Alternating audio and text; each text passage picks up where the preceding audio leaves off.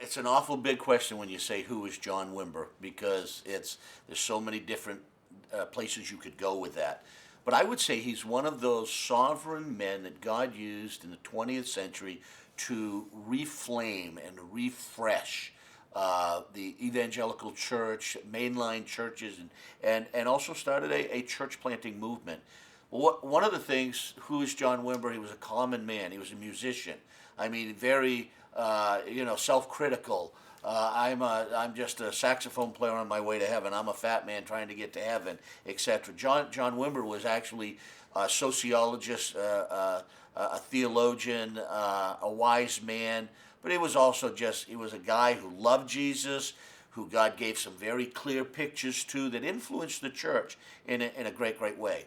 I think one of the things about John Wimber is this: when you make one of your telling DVDs, one of your stories that's gone around the globe is, "I'm a fool for Christ. Whose fool are you?"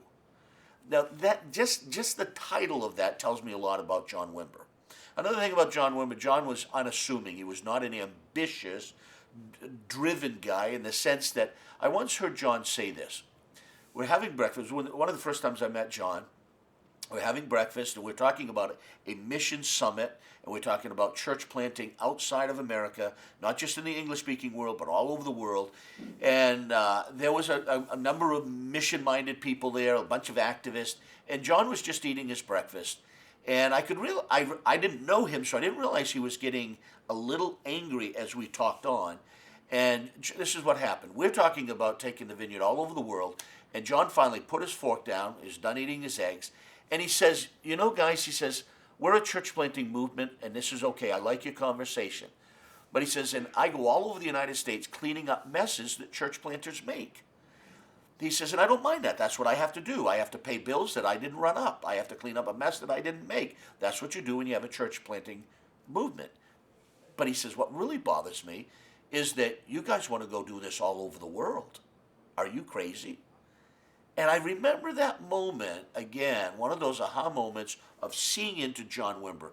John wasn't ambitious. John wasn't, let's conquer the world. No, John had vision.